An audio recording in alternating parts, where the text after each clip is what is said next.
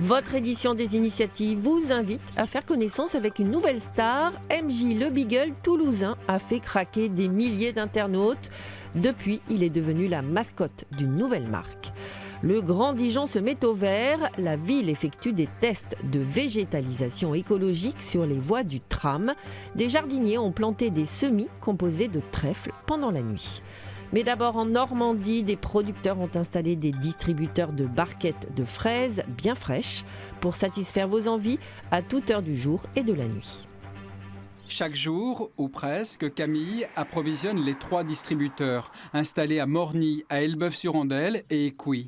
La barquette de fraises de type Dream ou El Santa de 450 grammes est vendue 4,50 €. Ce sont des fruits frais, cueillis depuis moins de 3 jours. En fait, ça permet d'avoir de la vente directe à toute heure. C'est-à-dire que les gens, quand ils ont envie de fraises, d'où nos panneaux routiers, c'est d'accéder à de la fraise quand ils veulent et de la fraise fraîche et bonne. Depuis un mois, le public peut donc déguster des fraises produites dans le Vexin. Moi, je trouve ça très bien parce qu'en fait, on n'a pas à déranger les gens et on vient quand on veut, à l'heure qu'on veut et c'est extraordinaire, je trouve. Et le goût des fraises ? Excellente. À l'origine de cette idée, la Société des Brulins, basée au Tronquet. Elle compte à sa tête 7 agriculteurs locaux. Ils travaillent ensemble depuis des années. Ils cultivent des céréales, font du maraîchage. Ils ont passé tout l'hiver pour installer 3000 m² de serre afin de cultiver leurs fraises. L'idée, c'est de se diversifier avant tout ? Se diversifier avant tout, ouais, et puis faire un produit où il y a vraiment une qualité intéressante à avoir, quoi. Et ça vous a permis aussi de créer des emplois ? On a, grâce à ce projet, on a créé 3 emplois. L'objectif est aussi d'être au plus près des consommateurs, d'établir un lien direct. Oh là là, mais elles sont délicieuses aussi. Hein, elles sont superbes. Elles sont très belles, mais aussi très bonnes. Début mai a eu lieu la première récolte. Les 7 agriculteurs souhaitent produire des fruits jusqu'à la fin du mois de septembre. Il ne reste plus qu'à déguster ces fraises de Normandie. Les amoureux de la nature vont se réjouir. Le Grand Dijon a décidé de créer une coulée verte dans le sillage du tramway. Des tests de végétalisation écologique sont menés sur les voies du tram. Et pendant la nuit, des jardiniers ont planté des semis composés notamment de trèfle. 1 heure cette nuit, le dernier tram vient de passer. Ces drôles de jardiniers sont déjà à l'œuvre pour semer, tasser différents mélanges de graines entre les rails du tram. L'idée, c'est de tester des mélanges pour aboutir à plus de biodiversité. Donc les essais de trèfle et notamment de micro-trèfle sont des plantes intéressantes que l'on veut tester. Elles favorisent notamment les pollinisateurs, elles enrichissent le sol. Donc premier enjeu, effectivement, tester ce trèfle qu'on soupçonne être on va dire une plante intéressante pour ces plats de bande engazonnés. Et autre enjeu, effectivement, une gestion plus écologique en baissant la fréquence des tontes et en limitant l'arrosage. Pour déterminer les graines idéales, un premier test a été fait il y a 2 ans sur un tout petit tronçon avec 122 mélanges différents. Ce sont les plus performants qui ont été semés cette nuit. Les plantes qui passeront ce deuxième test seront utilisées sous les 14 km de voies du tram. On est dans un environnement très particulier puisque sous ces voies et ce sol qu'on voit sur les voies du tram, vous avez 10 à 15 cm de terre et donc pas de possibilité pour les racines d'aller très profondément et donc des plantes qui doivent être adaptées, qui doivent avoir besoin de peu de volume.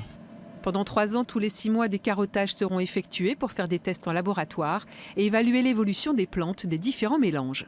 Je suis en train de préparer des lames sur lesquelles je dispose des petits morceaux de racines,